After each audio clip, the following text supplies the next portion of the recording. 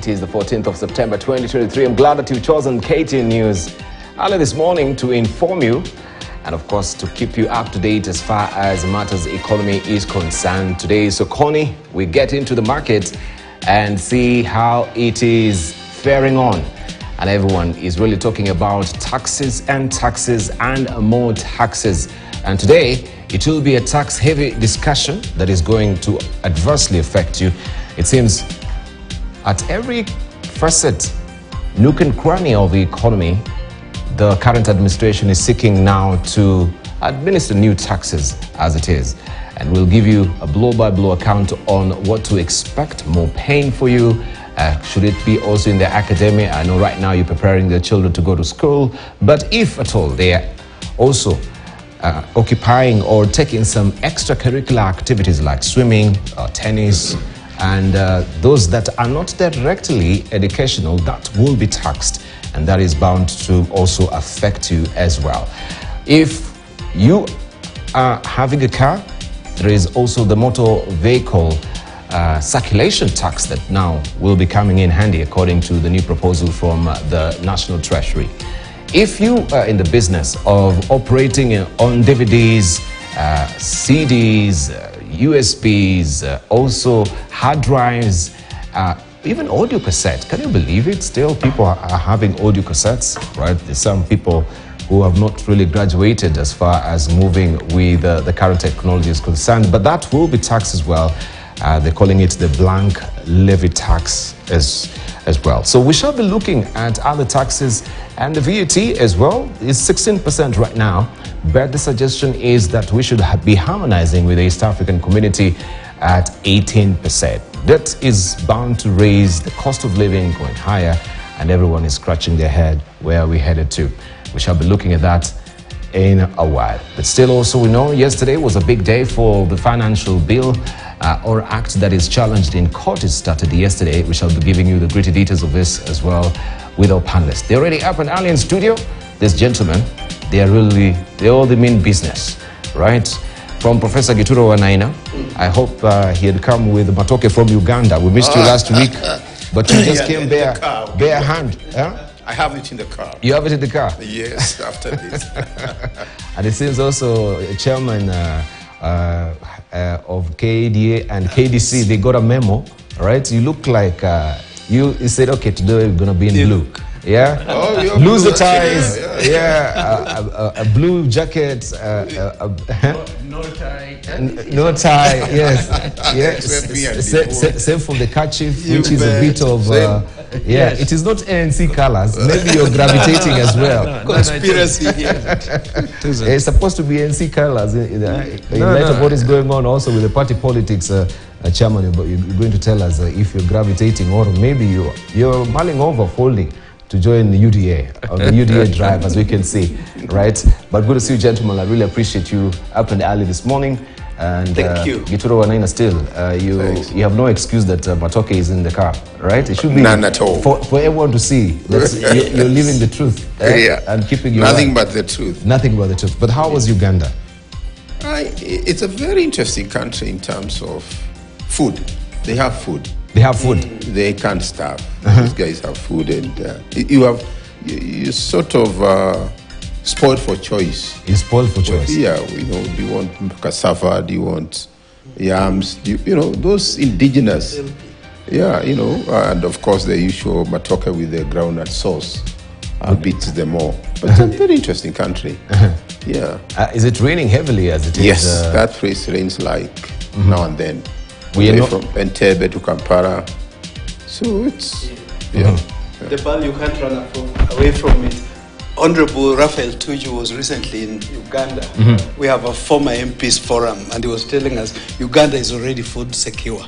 So this confirms it. It's already food secure. And yesterday, talking of indigenous, we had lunch at Windsor, the National Dialogue on Indigenous Foods for Health and Wealth. Health and wealth. Yes. Yeah, it's interesting when you're talking about health and wealth, because I think on Monday we were discussing how also there is a new survey from the BMJ journal, at BMJ Oncology, and they are revealing that, it is interesting that they are noticing under the age of 50, there is such a an occurrence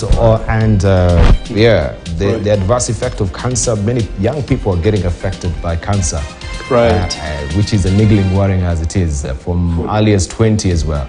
So all can be pointed to food, but even if it's in the food chain, it depends. We have systems in place, contaminated sugar, that are also that is let into the public. The issue of pesticides. I know Gladys Boschele, the Deputy Speaker of the National Assembly, has been talking about some of the pesticides that have been banned within the European zone also. They are here in this country. It's interesting you're talking of cancer and food. Kisumu First Lady, who was a special guest at this event, has got Africa Cancer Center.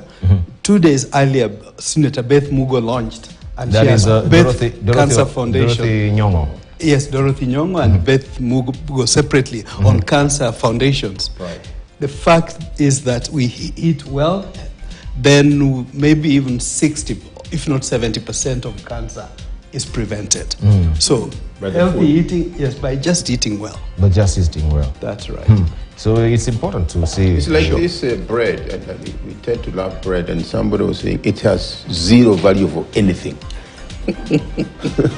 But it depends. Bread. It has zero value for anything. No, it depends which bread are you eating. I'm talking the usual the white one. It is the whole bread. If you get the whole bread or multigrain or whatever, then you have just at some more percentage, not more than 3%. Sure. And this can be linked, as Shem is saying, the liking of bread, particularly the young people. But in terms of nutritional value, and if you look in terms of even Agenda 4, and even now the Kwanzaa government, when they brought out the 4 and also the 5 now, they actually talk of nutritional food. Correct. It's not just any food. It has to have the nutrients in it. Fortified. Absolutely. Food security and nutrition security, they call it. Right. And it probably also goes to the brain. True. Yeah, the way people respond in terms of what's happening. Yeah, the omega-3 as well. Isn't it? Yes. And the berries that is highly recommended also for your brain, especially with dementia also setting in as well. That can be preventable. So the earlier you start, the better. True. Good. We have a lot lined up. Of course, our guests, as you can see, they're here. They're all stocked up. I hope you are as well. You can head over to our Twitter handle at KTN News. Is our Twitter handle at Dibalanaya. You can share your sentiments, fire your questions. We'll be also answering that in the course of the program. But for now, let's see how the weather will be today.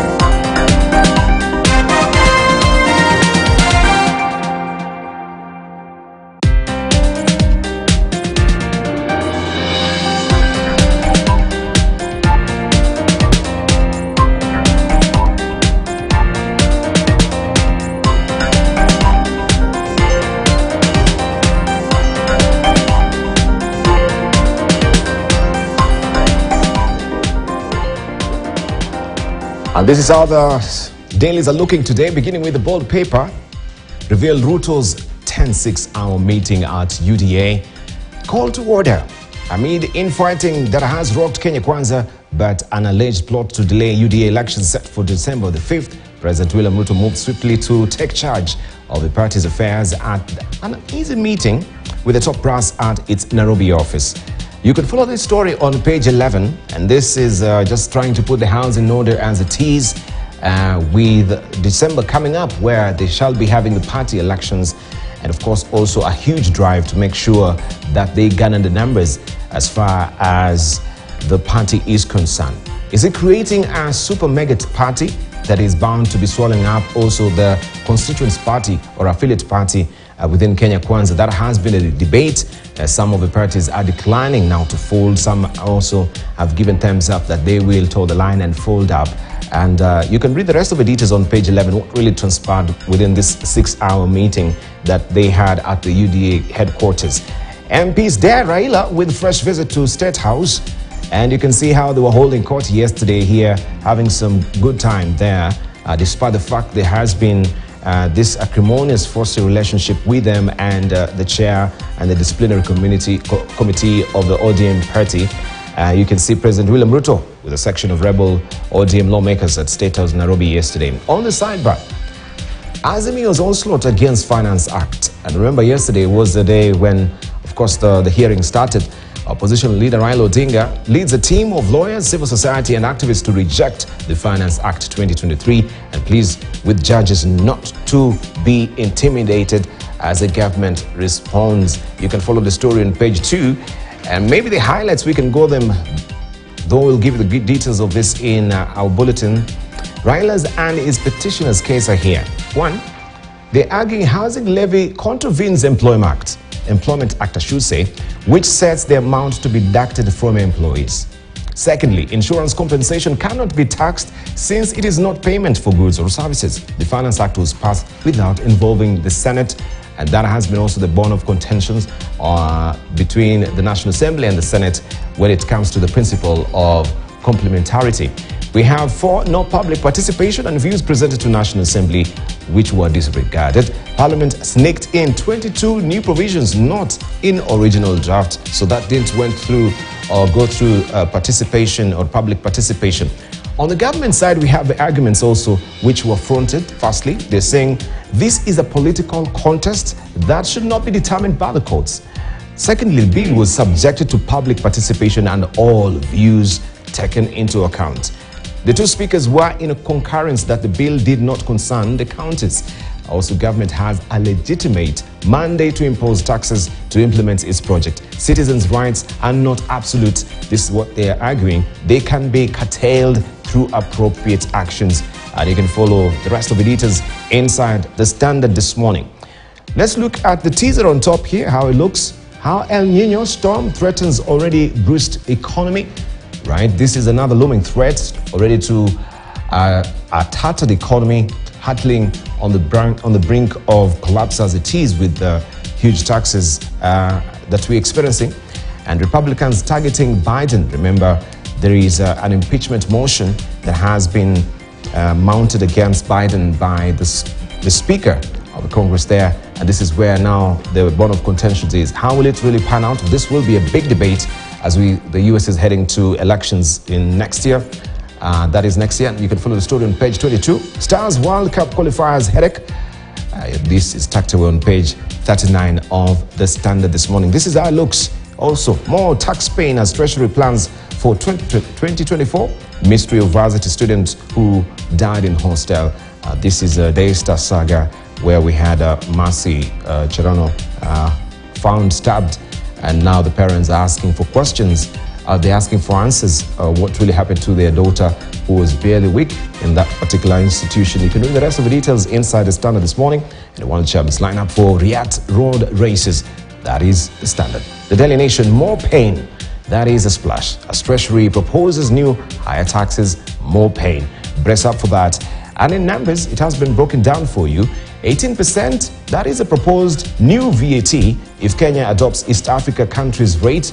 That is what the rate is right now, according to all East African countries. And this is just as a build-up to the East African monetary unit that needs to be harmonized. We have also 650 billion shillings additional amount the Treasury is seeking to net annually in new tax plans in 3 years.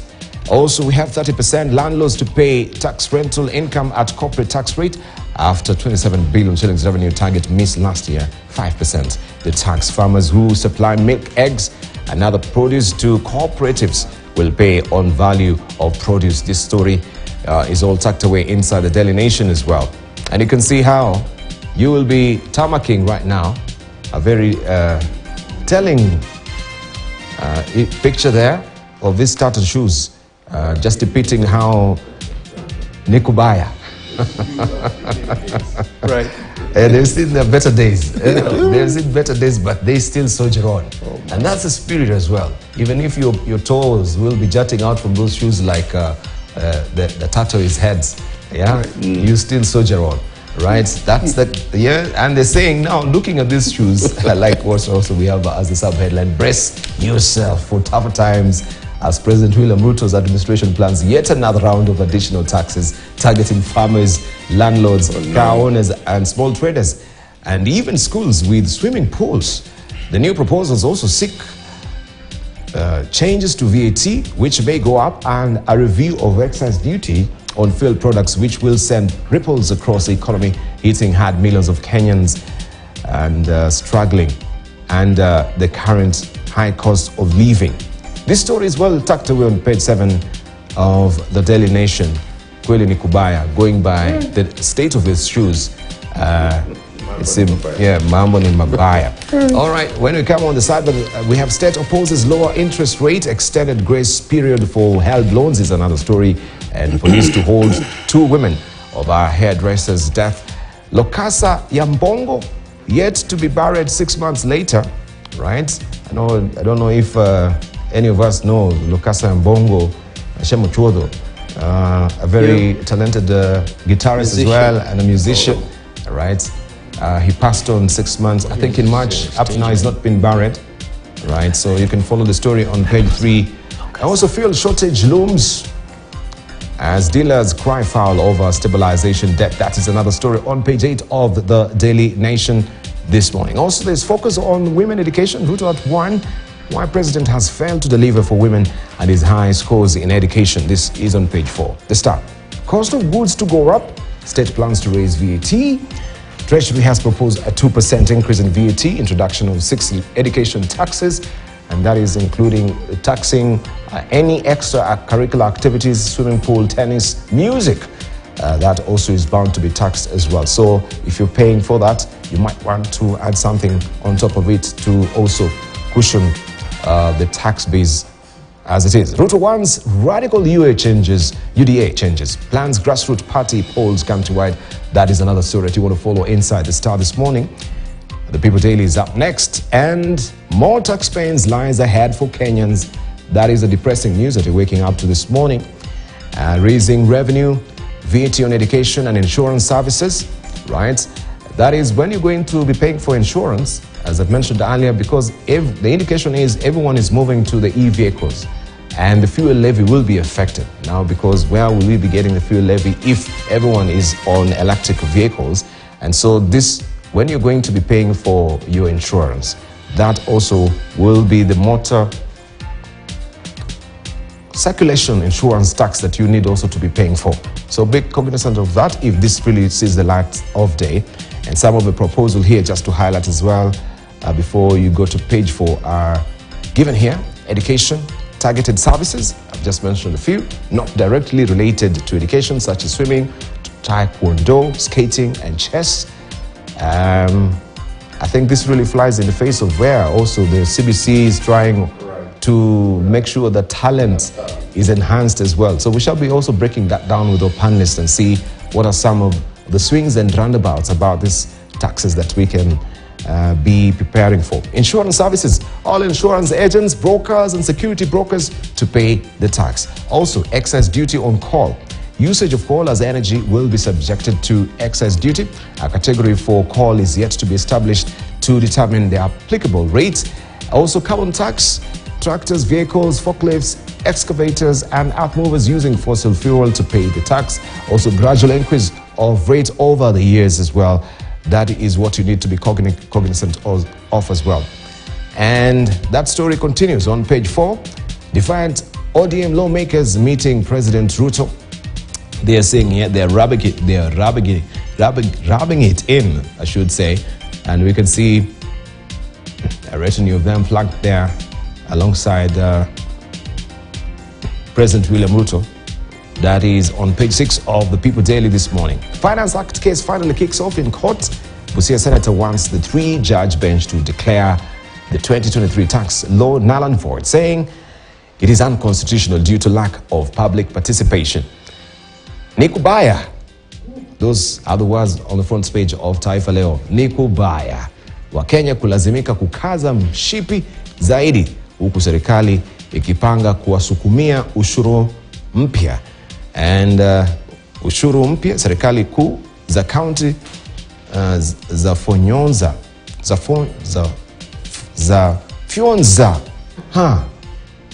Professor, don't laugh at me. I can see also my camera can't keep his laughing. This is not tripping on. Zafyonza wa Kenya upya. I know also that is msamiati for many Kenyans as well, but they are good there. Zafyonza wa Kenya upya. And right from border, wahubiri pia. Yeah, if you're in town and you're the preacher, remember if you're going to preach at the Jivanji and the Aga Khan Walk, Neno la Buana, yeah, you'll be charged 1,000 if the Finance Act also within the Nairobi County goes through as well. Just be aware of taxes as well.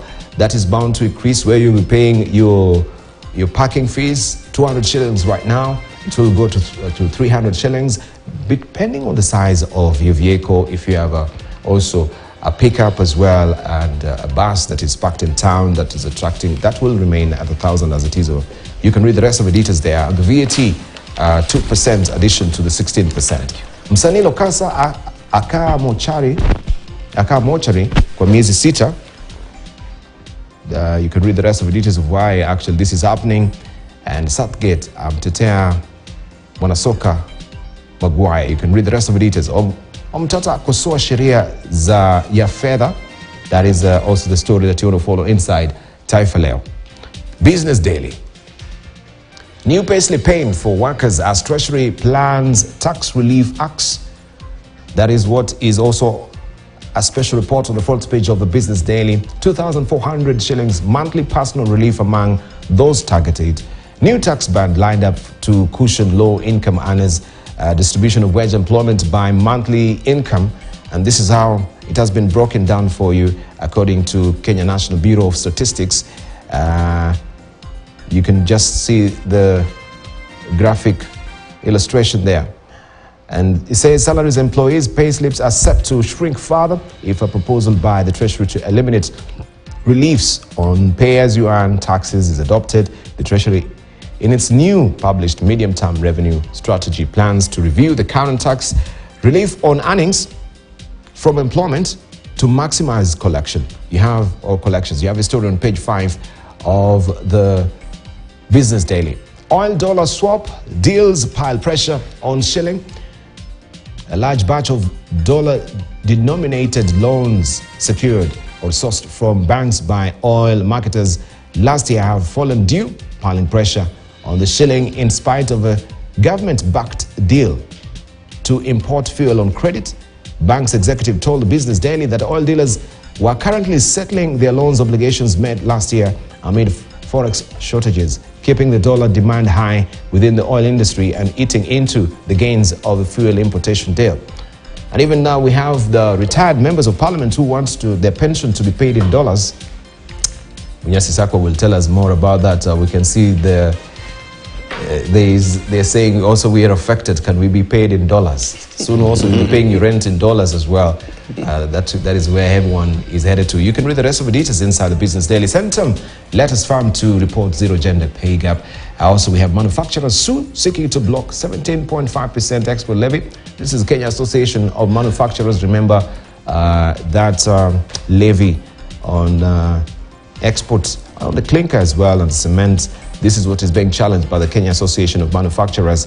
That matter is alive in court. We'll see how that will pan out, saying the industry will be affected and also maybe many jobs will be lost if this is affected. Also, Kenya outshine her neighbors in PE and venture capital deals. That is private equity and capital deals. You can read the rest of the details inside the Business Daily this morning. In Uganda, Chadema defends boycott move amid rising pressure. And opinions are divided on whether the decision by the country's main opposition political party to boycott national dialogues on the state of democracy is self-defeating. And soon we'll be talking to Tidilusu, not today, but of course on this particular matter, we were seeking him yesterday to just give us a perspective of what is happening in the state of democracy in Tanzania. Since there was good gesture that was coming from President Suluhu, is he also not really towing the line as far as following the regulations on how to hold rallies? That is the story that you want to follow inside the Citizen this morning. In Rwanda, this is Dr. Shemo Chozo's second home, right? Absolutely. And digital experts discuss homegrown innovations.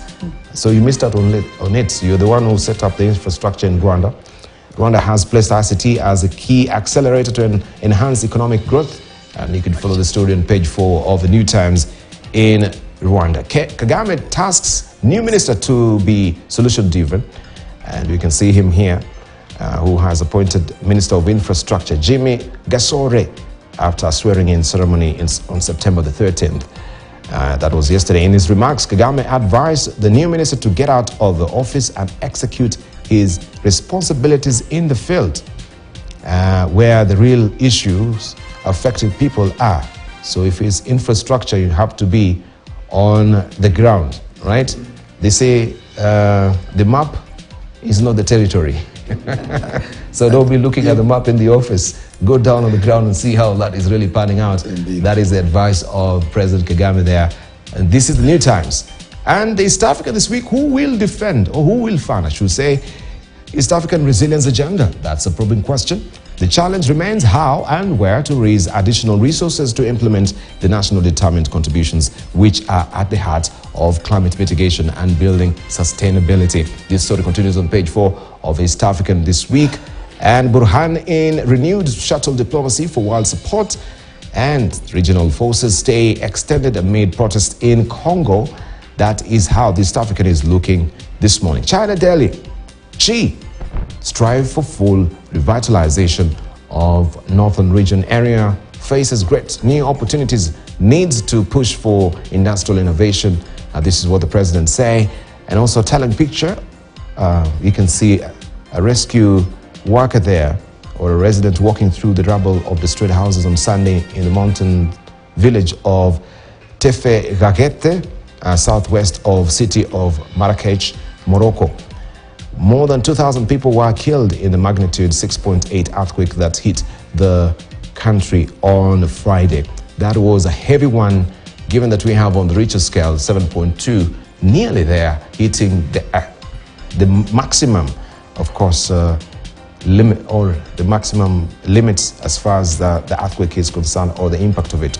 Condolences aid poor in for condolences aid poor in for quake hit Morocco. That is a story inside the China Daily as well. All right, here is The Economist, the new Middle East, the promise and the perils. We'll run you by some of this as we continue with the program. The Newsweek, forget keto, intermittent fasting, and Ozempic. The facts about what works and what doesn't are still elusive. And there's this flash of interest on intermittent fasting. I have no sorting idea what Ozempic is. It seems a new one. But if our scholars here, they have broached that particular issue, they can tell us what Ozempic is and the search for the perfect diet. Everyone now needs to be cognizant of the diet as well, because of also the attendant diseases that comes with it. All right, you're watching Sokoni. We'll be remiss if we don't show you also what is on the front page of the Harvard Business Review.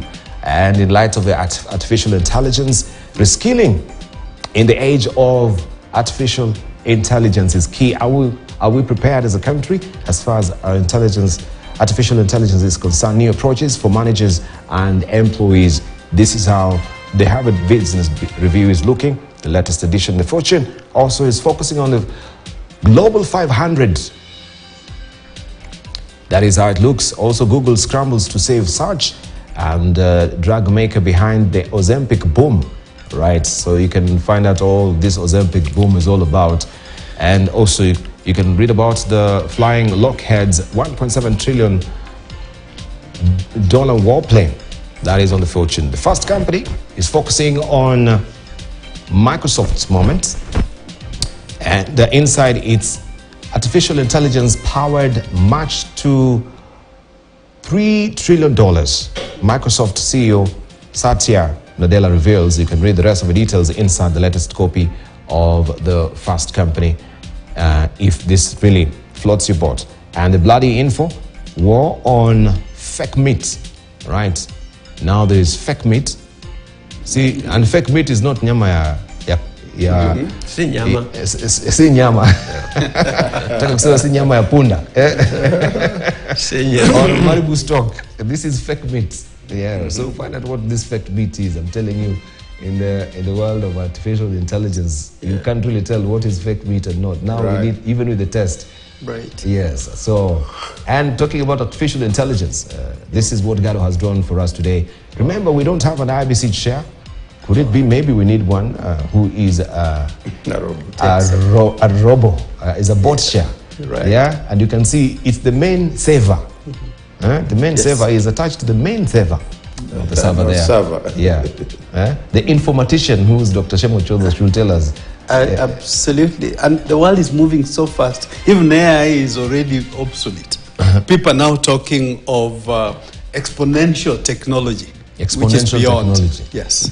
All right. That's the way the world is heading. But technology will do a lot, particularly blockchain in this regard, to help us have secure and just, reliable, and transparent and accountable elections, if we go that way. All right, but it's interesting that we don't even have an IBC chair right now. We'll probably get there. I can see you're still booting up. He's still booting up slowly by slowly. There's no need to crowd the space. So there's no need to crowd the space. No. There's no time. We have boundary reviews. We have also some of the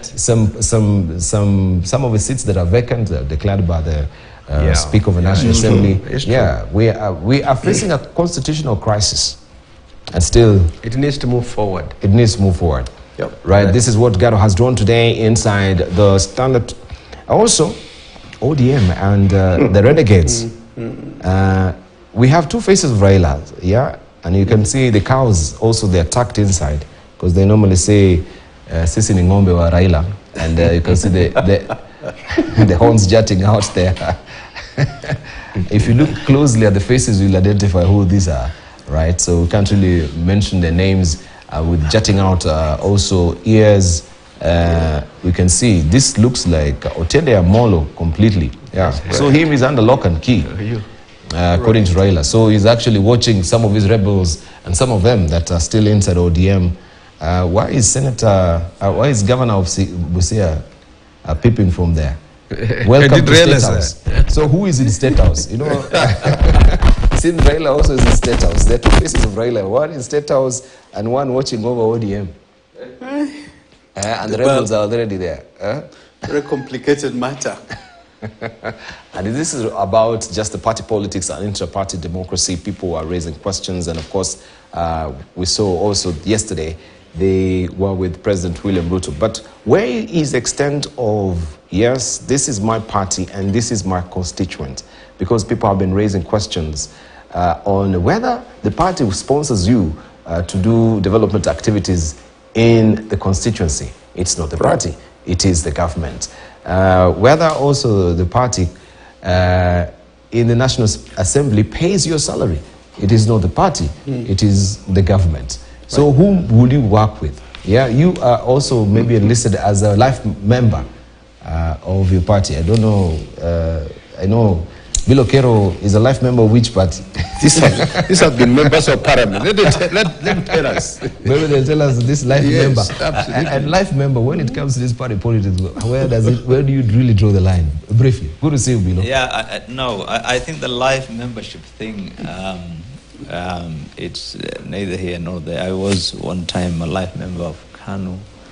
I started, there. Then I was a life member of ODM when I was in ODM. I became a member of Jubilee, URP, EFP, God knows how many. But so I think the life membership thing is a loyalty thing, like the Bonga loyalty program. So it doesn't really. It's an attempt to try and since KANU, it has actually lost significance. For a long time now, I think, especially the last 2 decades, political parties have been, evolving. There is no, apart from ODM, I don't think there is a party that has survived 2 elections. The second one, then there'll be a new formation. So party loyalty has lost significance. But in the old days, I think party loyalty was serious. I mean, if you are not a life member, you are not entitled to certain benefits. Being, for example, in the executive, the National Executive Committee of the party, or being an office bearer, at some higher level or something, you must demonstrate that you are, a life member. But again, it was also tied to payment of certain fees, and so that shows commitment to the party. But I think that commitment, that loyalty, that whole process disappeared, and in part because of the way the party leaders have played their games.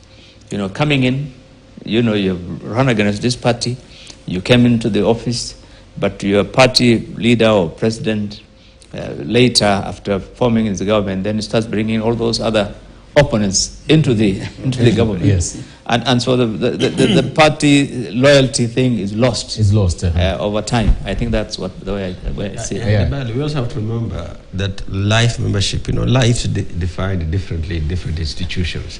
The prison service, life's defined, I don't know if it's 14 years or something. You can get sort of life sentence, a certain number of years equivalent to a life, as it were. So these party lives, life memberships are pretty much like that. You can be a life member, you quit, and then go somewhere, become another life. So you have many life memberships. For the reasons that Lilo has expressed. But we've heard also UDA, Deputy President is saying that UDA shall rule for the next 100 years. That is a life membership. Those must be biblical years, like biblical years. It's one day is 1,000 years. It's how we interpret it. The talk of life membership, it could be life in the sense of the member until he/she dies, but it can also be the party until it dies. Like the only party I was close to being a life member of was NDP. National Democratic Party. But it died when it was consumed by KANU. But I think there's also a misnomer between party loyalty and the party leader loyalty. My good late friend, Honorable Roy Jode, rest his soul in peace, used to say, our party is so-and-so. So I think there must be a distinction between party loyalty and loyalty to a leader. Because I think in Kenya, even though Honorable Kero says ODM has survived, and indeed it has, it's largely because of the leader. So I think let's admit that. Real party democracy hasn't gotten root in Kenya. Probably we need to find out why and do something about it. Well, Bilo, you think ODM is really overplaying its hands in light of what I was just saying? Where do I draw the line? That yes, I'm a life member of ODM, or I'm a party member, I'm a party member, but now this is my constituent that elected me. At the end of the day, I have to fulfill to them the promises of development, which, of course, it is the government that have the resources to do that. It's not coming from the party. So if I go to State House and I'm seeking for this development, then why should I be castigated for that? No, I think the issue is not about you seeking development. Every part of this country and every community is entitled to development by virtue of our constitution. Those rights are there. When I was elected first time to parliament, I was elected on a opposition ticket. I was in Kano. The party in power was NAC.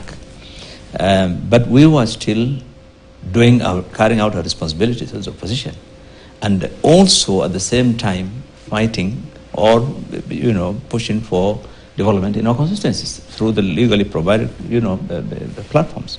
But I think what is different here is a group of members of parliament who have openly, if you will, openly rebelled against their party and have developed a very more than usual, very close relationship by spending their time, in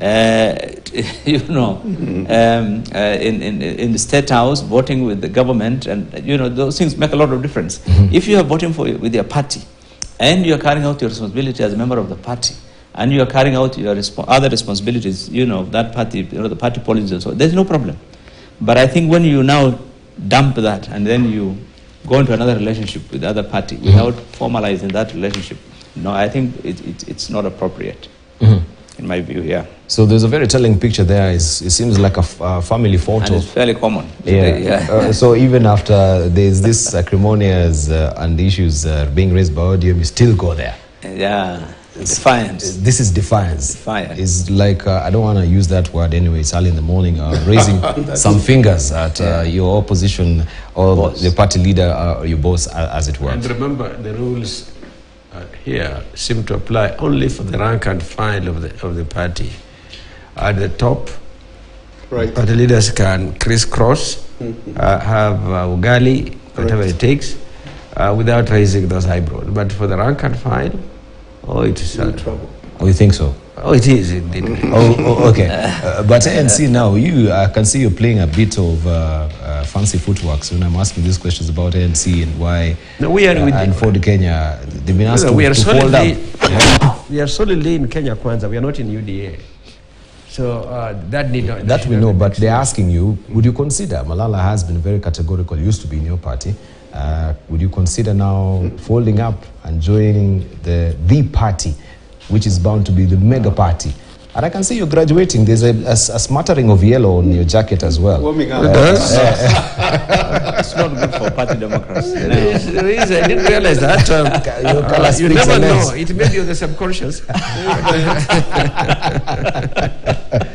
But I think that that's not very useful energy emanating from the Secretary General of UDA. It's sort of, there are bigger questions and so on. But I think the key thing now is that we're working with the coalition government, and it's a broad agenda of the coalition government that we're all supporting. Right. But fundamentally, it's a question you're asking, where is the road really? And you guys have more experience than I do.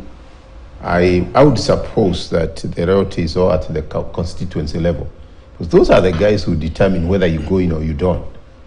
Being another party, because you could get somebody, I'm ODM, but I'm somebody not ODM and is rejected in the ODM stronghold. And I think the issue of development, when we were growing up, we saw our members of parliament as people who help us, people working with us for development. As that was the first shop. It was not the party. To us, party was secondary. But the assumption now, in respect of party politics, even in relation to our own constitution, is that there is a body of doctrinaire loyalty, that you have a certain doctrine that you believe will be able to carry the country forward, and you belong to that team, and you espouse those ideas as the alternative to whoever might be ready to be in.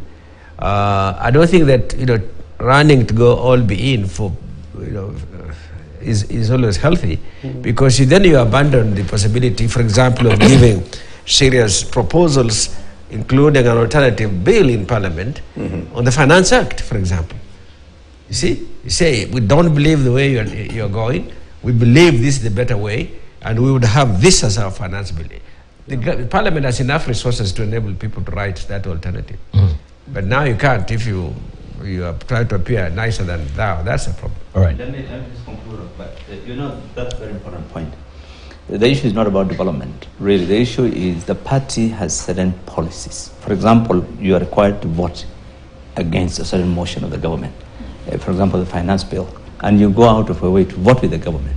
I mean, clearly then the party has reasons to take action against you. But more importantly for me, the concern today is about the party democracy. When you find an attempt by the party in power trying to dissipate all the other political parties. Right. Jubilee, you were killing it. ODM, you are cannibalizing them, taking all of them. UDA and, what do you call the ones in Western Kenya? Ford Kenya and ANC, you want them to shut down. Where are we heading? We have the history of our political party that was in power, Kano, for example, becoming a one party. It was the mother and the father. Yes, and so this is the concern, really. If Kenyans don't see the bigger picture, there's a risk that this country then will go to a single party rule. So I think if people are committed to the constitution and the rule of law, they are committed to democracy. They should allow political parties to carry out their mandate.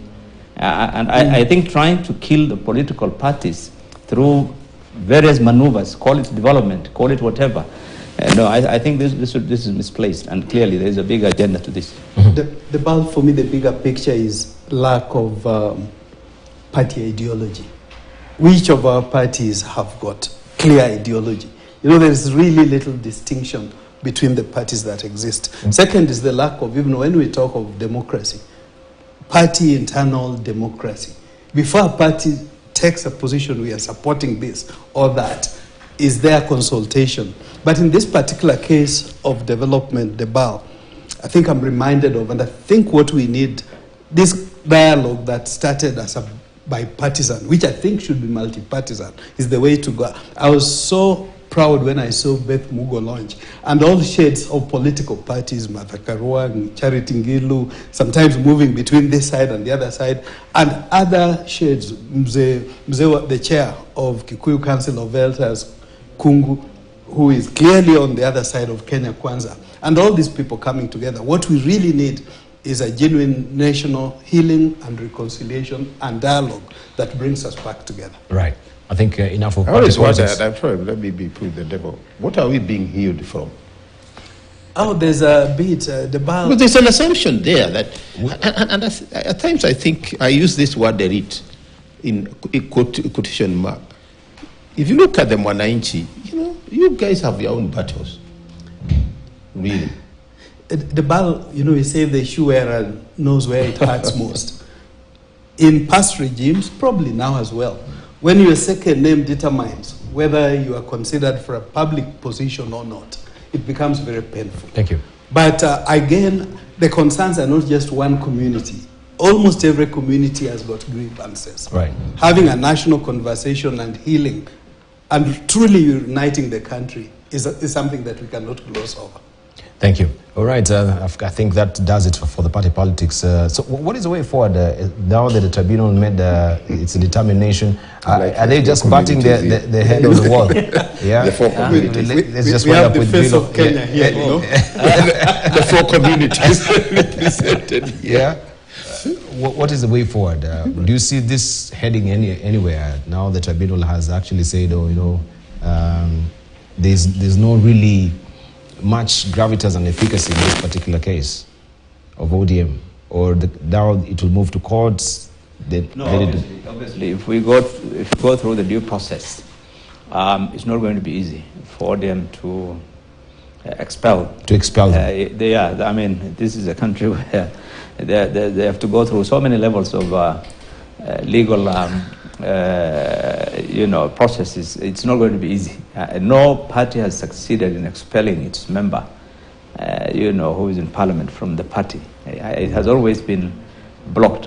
You have a long way to go from the tribunals. By the time you end up in Supreme Court, your 5 years is done. It will be the next election. All right. It will be the next election. But I think the reason the party is doing this is more for the grassroots, to try and send a message that this candidate, the next election, he's not longer a party. Yes. All right. I think that's the message that's significant. They're being flagged. Yeah. All right. The head of state and government marks exactly a year since he ascended to the highest office in the land. His first budget may have finally received the nod of approval, but the Finance Act 2023 is not without challenges. Lack of adequate public participation, sidelining the Senate and the Ministry of Labour from the process of consideration of the Bill 2023 as some of the reasons given by 11 petitioners who want the real or the three-judge bench to repeal the act in totality. Our reporter Brenda Zeda Radido, who sat for the 6-hour court session, started us off. 2 months after the Court of Appeal lifted the suspension of the implementation of the controversial Finance Act 2023. The hearing of petitions filed by various groups and persons and responses from various government entities and the National Assembly began Wednesday morning at the Milimani Law Court Room number 18. 4 hours, the 11 petitioners, through their advocates, argued their case on why the court should declare the enacted controversial Finance Bill 2023 null and void. The fact that this matter is prosecuted by very, very eminent lawyers who also happen to be members of parliament should tell all of us something. It is not a legal dispute. It is a political and policy dispute. If the Appropriations Act only has expenditure, where are the revenues in law? Why are there no revenues in law? And what happened to the revenue, the document titled Revenue Estimate of Revenues, although it was not in the format that the law prescribes, what happened to that document? Issues touching on adequate public participation and whether the voices of Kenyans were captured during the tabling of the Finance Bill on the floor of the National Assembly dominated the court session. The petitioners also questioned the parameters used by Parliament when collecting views from various stakeholders and thus failed to meet the constitutional set standard of public participation. Parliament was supposed to make a law on public participation. There was a bill of 2019 and unfortunately when Parliament adjourned, it collapsed it up and it has not yet been introduced. So my lord, the country is yet to have a law on public participation, but there is sufficient guideline in the Constitution. And where two Kenyans submit new proposals at that late stage, it is not fair for Parliament to choose to treat one of them differently from the other. So all the stakeholders who submitted new proposals at that late stage were entitled to be treated equally. The petitioners told the Justice David Majanja-led bench that when the act was introduced on the floor of the National Assembly, there were amendments introduced that were not subjected to public participation. According to Busia Senator Okia Omutate, who is also one of the petitioners in the case, argued that the Senate was sidelined in some key sections that deserved the inputs of the upper house. Since the estimates submitted under Article 221 contain estimates of level of expenditure of the Chapter 15 entities, it naturally follows that the procedure under Article 221 must be read with Article 249 Clause 3, and that would ensure that as per constitutional edict, the budget must be considered by both houses. Any law that has provisions touching on a function that the fourth schedule has reserved for county governments must be considered by the two houses. The precise functions Senate is now asking for are the precise functions we gave it in the Boma's draft. And it is the very functions that Parliament, the National Assembly, removed. So the history of this Constitution confirms that there was no role under the Constitution as drafted. The housing levy was another issue that the petitioners poked holes into on grounds that it violated the Employment Act, lack of enough public participation, and further questioned why the Ministry of Labour was not involved in its implementation. The authority to make rules and any instrument worth calling itself a statutory instrument under the Employment Act is within the domain of the cabinet secretary in charge of labor matters. When the bill was published, the rate was 6%. Eventually, the act, it settled at 3%. So that tells you that there was form of public participation for that rate to change from 6% to 3%. Brenda Zeda Radido, KTN News. The Kenya Human Rights Commission, together with more than 14 civil society groups, have differed with the recent InfoTrack poll, which gave President William Ruto a grade C rating for his first year in office. As the president concludes his first year, the groups say they have observed a string of unkept, I should say, promises and persistent impunity from government, including corruption, capture of independent offices, uncontrollable public debt, police brutality, and resource mismanagement, among others. Willie Lusige has more on this. I, William Samoei Ruto. Civil societies have rated President William Ruto-led government below average, and they believe the country is headed in the wrong direction. Kenya Kwanza's first year in office brings to light a series of unfulfilled promises, a prevailing culture of impunity, a continuation of the campaign posture, and the discordant governance experienced in the previous administration. Out of 10, naweza patia hii serikali kama 4. More than 14 civil society groups have noted that despite the initial efforts to correct past governance errors, these attempts have been overshadowed by what they term as deliberate constitutional violation, empty rhetoric, and abuse of human rights. Despite their initial efforts to rectify past governance errors, these attempts are overshadowed by deliberate constitutional violations, empty rhetoric, abuse of human rights, and perpetuation of state demagoguery. They have outlined Ruto's governance failures, top among them rampant corruption and withdrawal of pending graft cases linked to high-profile individuals by the Office of the Director of Public Prosecution, or DPP. Corruption therefore remains at the core of this administration's operations.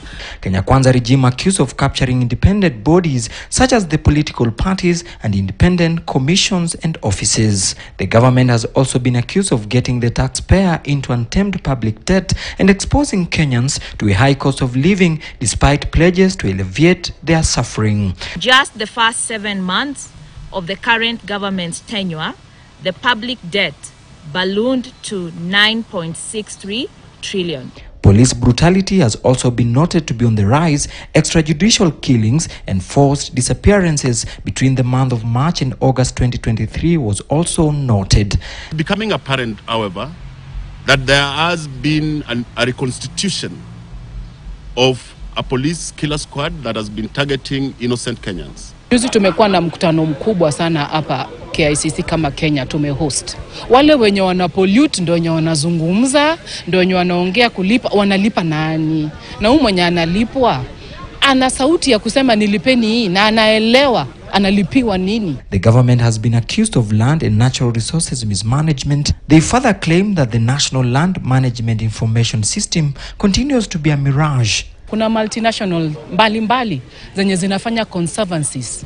Tunataka kuuliza wale wenye jamii zile penye kuna community led conservancies wanaelewa ni biashara gani inafanyika kwa hizi community led conservancies kwa community land, na wanaelewa kama kuna pesa inatoka, wako na sauti ya kusema ni ngapi imetoka. Juzi maneno ya Finance Act imeleta out hiyo maneno ya public housing, itawekwa kwa public land. Hii public land iko wapi? Na conversion iko wapi? Hii conversion from any other type of regime to public land iko wapi? Na National Land Commission is the constitutional commission. Kwa hivyo haiwezi badilishiwa kazi yake bila mpangilio kufuata. They have also pointed out to other failures, including the lack of freedom of media, failure to address unemployment, and public education system that is on the brink of collapse. 1 year after President William Ruto took power, non-governmental organizations and human rights groups are now saying that President has failed to deliver what he promised to Kenyans. Out of 10, they're now giving him 4 in that rewarding scale. But eyes are set to see if the president in his second year will be able to deliver the promises that he gave to Kenyans. Will Lusige, KTN News, Nairobi. All right, how does he measure up? Looking at that, what do we call this? I don't know if it's a measuring instrument there.